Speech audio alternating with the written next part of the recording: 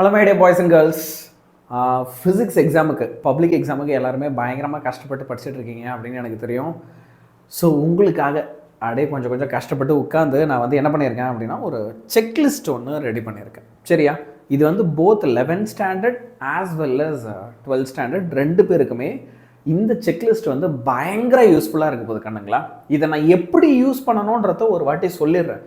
எல்லாருமே மறக்காமல் இந்த செக்லிஸ்ட்டை டவுன்லோட் பண்ணிக்கோ. டவுன்லோட் பண்ணிக்கிட்டு இதில் நான் கொடுத்துருக்க இன்ஸ்ட்ரக்ஷன்ஸ் நான் என்னென்ன சொல்கிறேனோ அதுபடி எல்லாத்தையுமே முடிச்சேன்னா நிறைய பேர் வந்து மேக்ஸில் கொஞ்சம் மார்க் விட்டுட்டோம், அதே மாதிரி வந்து கட் ஆஃப் வருமா வராது அந்த பயத்தெல்லாம் இருக்குது. நான் ஏற்கனவே போட்ட வீடியோஸ்லேயே சார் நீங்கள் வேறு 195 கட் ஆஃப்லாம் இனிமேல் யோசிக்கவே முடியாது போலே அப்படின்லாம் நினச்சேன். பரவாயில்லடா இருண்டு போட்டோம், ஆனால் நம்மளால் எவ்வளோ பெஸ்ட் முடியுமோ அந்த கட் ஆஃபை கொடுத்தாகணும். அப்போ அதுக்கு உனக்கு இந்த செக்லிஸ்ட்டு பயங்கரமாக ஹெல்ப் பண்ணும். ஸோ இப்போ ஃபார் எக்ஸாம்பிள் உங்கள் செக்லிஸ்ட் எப்படி இருக்கும் அப்படின்னு சொல்லிடுறேன். Both 11th as well as 12th உங்களோட ஃபஸ்ட்டு பேஜில் வந்து உங்களுக்கு இருக்கிறதுலே ஈஸி சாப்டர்ஸ்லாம் எதுன்றதை நான் கொடுத்துருக்கேன். சரியா? ஸோ அந்த ஈஸி சாப்டர்ஸில் மட்டும் படித்தா அவுட் ஆஃப் 71 எவ்வளோ எடுக்க முடியும். அப்போ அந்த சாப்டர்ஸில் நீ ஃபுல் தரவாக படிக்கணும், எதையுமே விடக்கூடாது. ஓகே, அதெல்லாம் முடிச்சிட்டேன்னா நீங்கள் ஒரு டிக் போட்டு வச்சுக்கோ. அந்த சாப்டர்ஸ் எது, அந்த சாப்டர்லேருந்து உனக்கு பப்ளிக் வெயிட்டேஜ் எத்தனை மார்க் வரும். சார் இப்போது நான் ப்ராப்ளம்லாம் பார்க்கணுன்னு வச்சுக்கோங்க. அந்த ப்ராப்ளமுக்கு ஓகே என்னென்ன சாப்டர்லாம் நான் முடிச்சிருக்கணும். அப்போது 11th இம்பார்ட்டண்ட் என்னென்ன, 12th என்ன, 12th இதே மாதிரி தனி செக்லிஸ்ட் இருக்குது. ஒரு 11th இப்போ நான் சாம்பிளுக்கு காமிக்கிறேன். சரியா? இப்போது இது ஃபஸ்ட்டு பேஜ். இப்போ அந்த மெயின் பேஜுக்கு வரும். உங்களோட மெயின் பேஜை செக்லிஸ்ட் வந்து இப்படி தான் இருக்கும். நான் உங்கள் எல்லாருக்குமே இதை அழகாக ஜூம் பண்ணியும் காமிக்கிறேன். சரியா?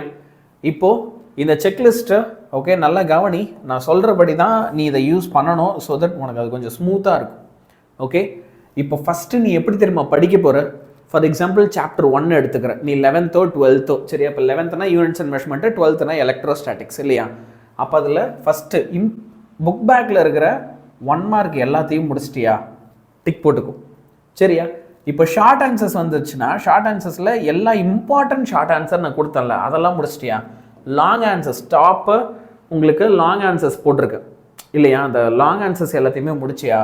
இம்பார்ட்டன்ட் ப்ராப்ளம்ஸ் நான் கொடுத்துருக்கேன்ல அதுக்குன்னு தனி வீடியோ போட்டிருக்கேன், அது எல்லாத்தையும் முடிச்சியா அப்படின்றத பாரு. நான் கொடுத்த இம்பார்ட்டண்ட்லாம் நீ படிச்சிட்டனாலே 80% ஆஃப் தட் ஜாப் அந்த சாப்டரில் டன்னுன்னு அர்த்தம். அது கூட நெக்ஸ்ட்டு என்னென்னலாம் மிச்சம் இருக்கோ புக் பேக்கில் டிக் பண்ணிட்டே வா.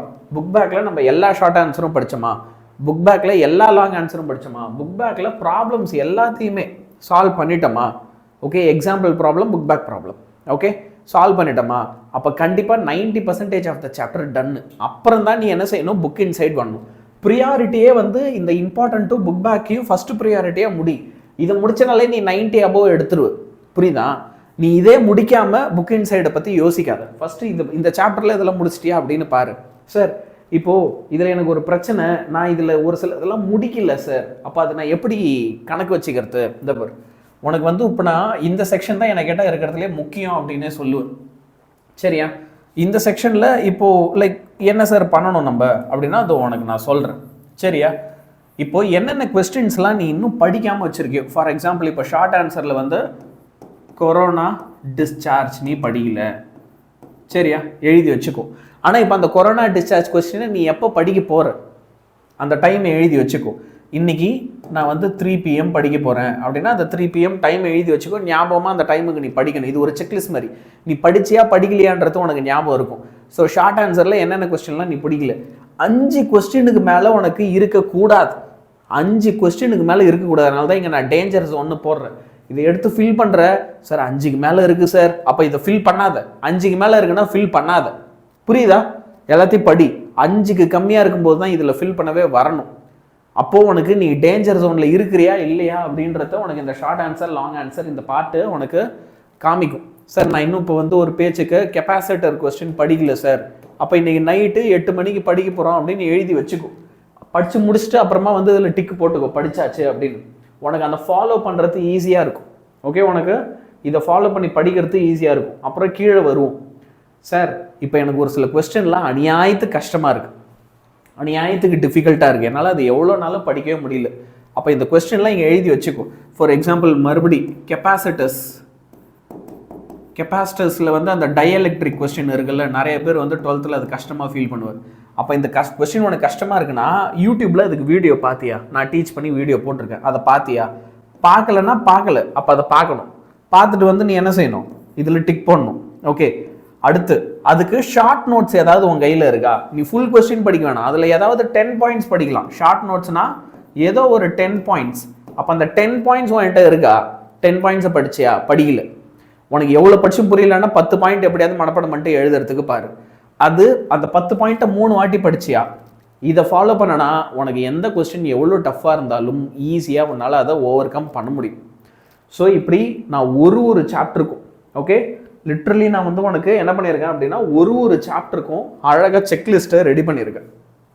ஸோ உனக்கு ஒரு ஃபாலோ அப் இருக்கும். இப்போ சாப்டர் 2ல் நான் இன்னும் இம்பார்ட்டண்ட்டே முடிக்கல அப்படின்னா அப்போ ப்ரியாரிட்டி இம்பார்ட்டண்ட்டாக ஃபஸ்ட்டு முடிக்கணும், அப்புறமா புக் பேக், அப்புறமா புக் இன்சைட், என்னென்னலாம் இதில் படிக்காமல் வச்சிருக்கோன்னு எழுதி வச்சிரு. ஸோ தட் நான் இந்த செக்லிஸ்ட்டை எடுத்து பார்த்தேன்னா 10 பேஜ் ஒரு பிரிண்ட் போட்டுக்கும், அத்தனை பேருமே பிரிண்ட் போட்டுக்கும், 10 பேஜ் இருக்கும். அழகாக இதில் எழுதி வச்சுக்கும், இதை பத்திரமாவும் வச்சுக்கும். சரியா? உன்னுடைய எக்ஸாம்ஸில் நீ என்ன படிச்சிருக்க, என்ன படிக்கல, புக்கு எடுத்து அங்கங்கே தேடின்னு இருக்க தேவையில்ல. இதை பார்த்தா நீ என்ன செய்யணுன்றது உனக்கு ஞாபகம் வரும். இது கொஞ்சம் ப்ராப்பராக யூஸ் பண்ணு. நான் ஃப்ராங்காக சொல்கிறேன், இதை செஞ்சால் நான் உனக்கு வந்து பயம் வரும், ஐயோ நம்ம படிக்கணுன்ற பயம் வரும்.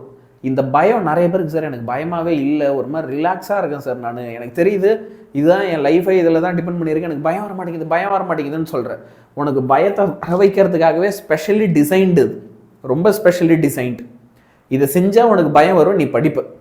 ஸோ உனக்கு படிக்கணும், நல்ல மார்க் எடுக்கணும், மனசில் அந்த எண்ணம் மட்டும் இருக்குன்னா you give it a try. என்ன ஹெல்ப் வேணுமோ நீ கமெண்ட்டில் சொல்லு. ஃபார்முலா ஷீட்டு, அப்புறம் வந்து நிறைய வீடியோ அடுத்தடுத்து அப்படியே இன்றைக்கி ரிலீஸ் பண்ண போகிறேன், எல்லாத்தையுமே டவுன்லோட் பண்ணிக்கோ. சரியா? It will be very useful. இன்னையிலேருந்து ஃபிசிக்ஸ் கெமிஸ்ட்ரியை நம்ம கிக் ஸ்டார்ட் பண்ணி சூப்பராக படிக்க ஆரம்பிக்கலாம். Good bye, all the best. ஒழுங்காக படிக்கலாம். சரியா?